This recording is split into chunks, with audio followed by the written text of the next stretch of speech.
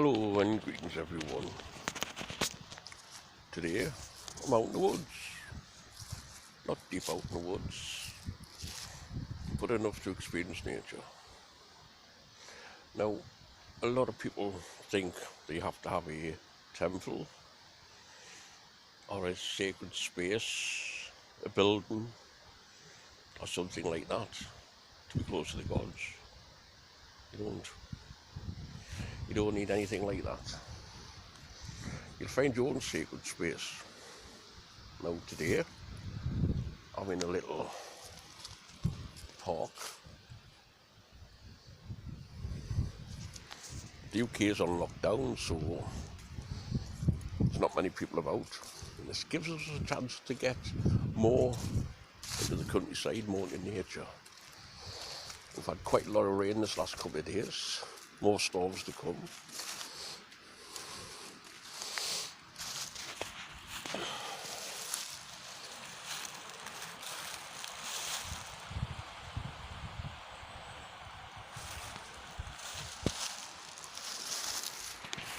Oh, what a beautiful place this is.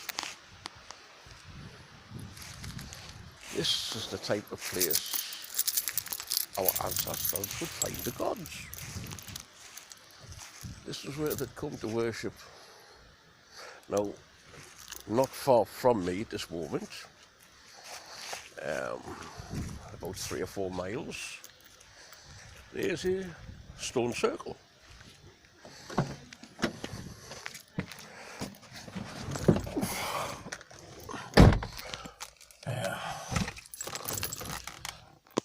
Not one that's very visible, but yes, it's a stone circle. It's about 7,000 years old. Now that is a sacred spot. Well, it was. It drew ancestors there from many, many years ago. Also not far from me is a standing stone. Again, about 3 miles from where I live. Standing stone, right in the middle of a field where everyone can see it. Again, that's been there about 5, 7, maybe 10,000 years. Can you imagine now how hard it would be to take a stone weighing 10 tons, take it to an area and erect a stone?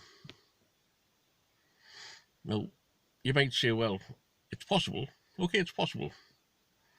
Imagine how you would do it now without using your phone, without using the internet, without using vehicles, without using mechanical diggers. How hard would you find it to get a group of friends to go to a quarry, dig out a 10-ton stone, take it maybe 50 miles and erect it?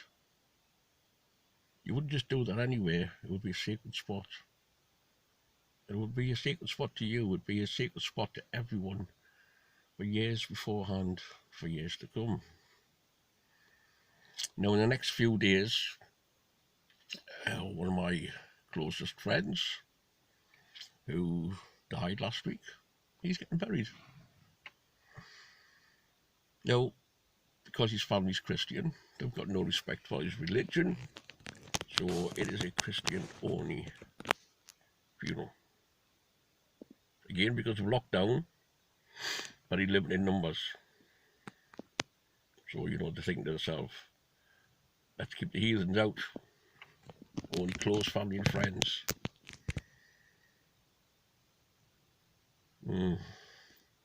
So what I'm going to do is I'm going to make a 20-mile journey to a standing stone that's in the woods, and I'm going to tell the gods my brother Tank is on his way. He was called Tank because he was built like a tank. Not even a brick wall would stop him.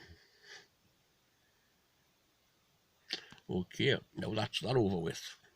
That's going to be a secret spot, and I'm going to show you that one. I'm doing that on Monday.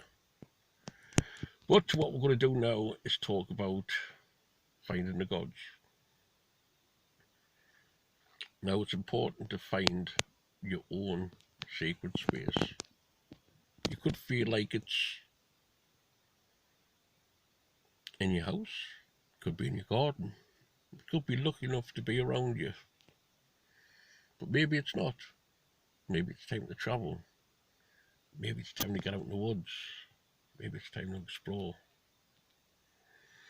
Now, unfortunately, in the US, there is not many megalithic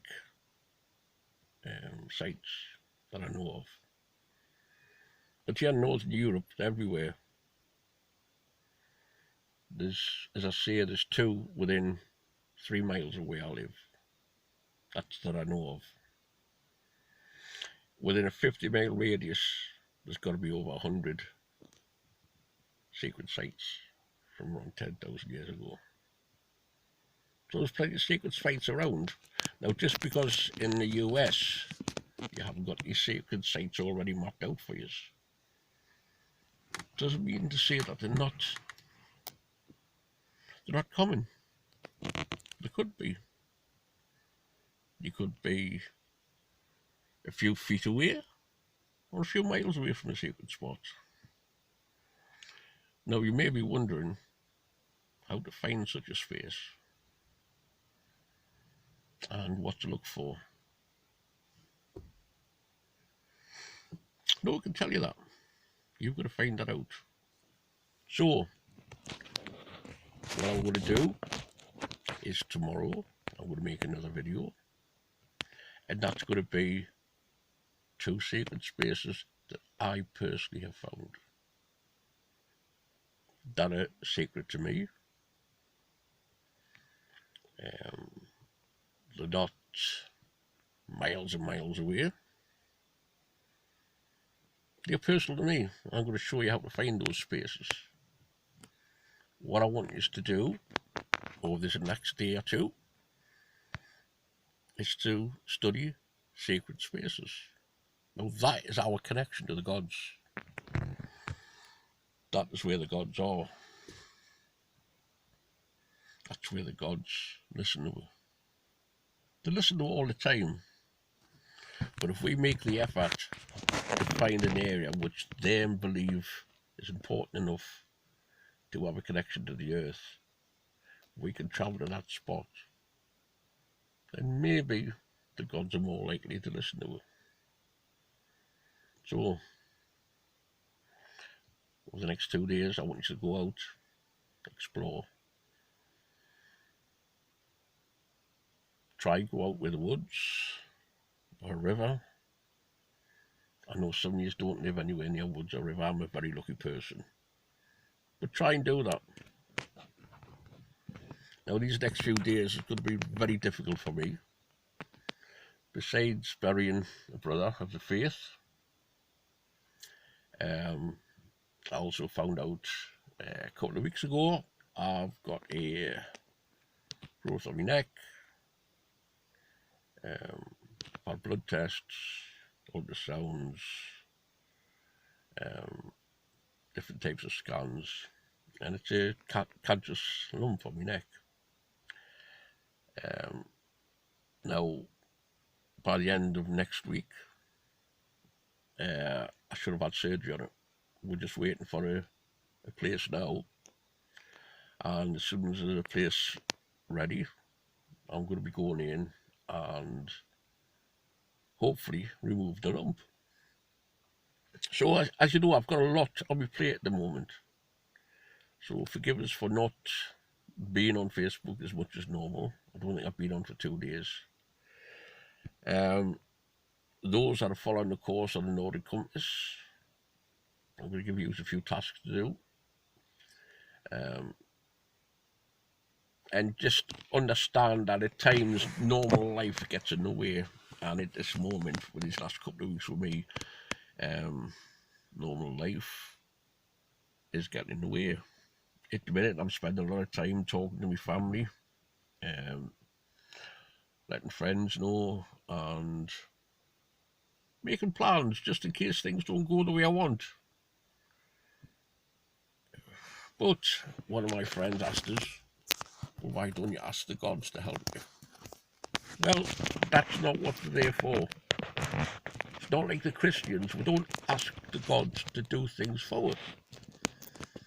And we ask the gods to make sure the surgeon's hand's steady. But that's not what the gods are there for. They're not there to serve us. We're there to serve them. And this is what more of us should be doing. Serving the gods instead of thinking,